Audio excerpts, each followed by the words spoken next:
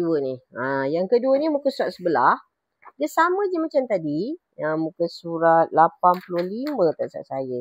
Sekejap Okey, 86. Ni muka surat 86. Jadi sekarang awak kena keluarkan dalam bentuk ayat matematik dia. Apa ayat matematik dia? Betul lah. Pemodelan matematik keluar dalam bentuk ayat matematik. Lihat dekat situ. Saya bagi awak cuba fahamkan. Fahamkan, highlightkan. Kat mana? Di mana? Jangan main hentam je. Soalan macam ni lah yang bagi kamu dapat markah lebih. Okey, kita lihat. Dia kata diberi jumlah. Jumlah apa? Jumlah peserta, guru dan murid. So, kamu kena declare. Tak kira lah kalau dia bagi guru dulu. So, kita declare guru sebagai X. Allah. Dia lari pula. Okey, kita patah balik. Mana kesel saya ni? Okey ni. Okey, kalau guru biasanya yang disebut yang pertama dan murid. Jadi kamu tak payah susah. Ini letaklah X, ini letak Y. Tak payah nak cari. Cikgu boleh guna huruf lain. Tak payah. Kalau nak guna G dengan M boleh? Boleh. Tapi jangan peningkan kepala. So, kena declare. Awak kena nyatakan. Katakanlah. Katakan X kita adalah guru. Y kita adalah murid. Tak payah buat ayat macam sebelah nak ikutlah. Bagus juga kalau ikut yang ini. Okey. Lepas tu, kita lihat. Dia kata selebih-lebihnya. Maksudnya maksimum atau minimum. Selebih-lebihnya. So, kamu kena lihat betul-betul. Selebih-lebihnya bermaksud maksimum. Paling banyak pun 60 orang. Jadi, X tambah Y sama dengan 60 orang. Okey. Sama juga dengan yang kedua ni. So, baca. Mesti melebihi. Maksudnya mesti melebihi apa? Kat sini dia ada lah PQ. So, tak payahlah aku tukar XY. Aku tulis je lah PQ kat sini. Tak payah tukar XY. Jadi PQ.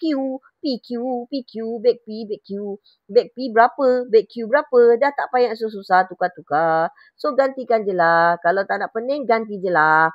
Tak nak pening, cikgu, okey kita guna. Boleh je terus 75 P tambah 40 Q. Boleh. Okey, dia kata mesti melebihi. Maksudnya pasti melebihi 9,000. Okey, boleh faham. Mesti melebihi 9,000. Mesti melebihi. Mesti melebihi maksudnya, saya salah. Tak ada yang bawah tu. Mesti. Should be. Maksudnya, paling sikit adalah 9,000 RM1.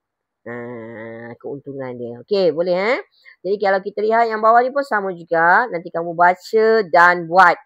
Baca dan buat. Jangan malas. Jumlah bilangan. Kena baca dan buat. Kau jangan salin dalam belakang. Kau buat dulu. Buat. Fahamkan. Sebab bila awak fahamkan, kamu faham. Macam yang ni dia dah cakap. Okey, inilah dia kata X unit.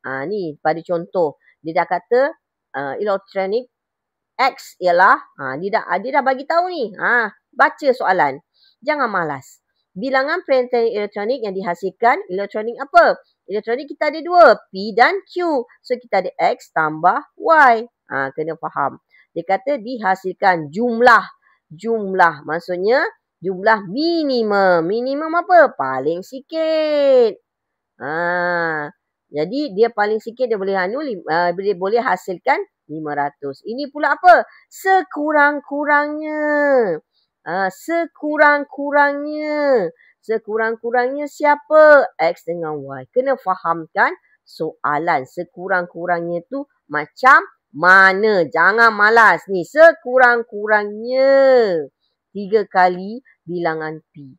Sekurang-kurangnya bilang 2 kali bilangan P. Lebih kurang sama je. Jadi ini yang pertama minimum. Okey, yang pertama dia minta apa? Ni hasil tambah meja ni. Yang ni saya buat nombor 1 je, nombor 2 kau buat nanti. 2, 3. Okey. Dia kata kita ada X untuk P, Y. Jadi kita ada X tambah Y sebab dia kata minimum. Bila minimum, paling sikit 80. Yang kedua, dia kata sekurang-kurangnya. Baca sebelah, lebih kurang sama. Sekurang-kurangnya 2/P. P kita siapa? X. Jadi, sama je yang kedua ni. Baca balik soalan. Sekurang-kurangnya. Jadi, Y lebih besar sama dengan 3X. Yang ketiga, baca betul-betul. Jangan malas. Okey, kos bagi sebuah meja P ialah RM50. Dan P tu siapa? X. Okey, Q tu siapa? Y. So, sama macam sebelah. Sama je. Jadi, apa ya? Jadi, 50X tambah 30Y sekurang-kurangnya melebihi. Dia kata sekarang ayat ni melebihi. Ini melebihi. Tidak melebihi. Saya tertutup. Tidak melebihi. Maksudnya paling banyak dia boleh dapat 3,000.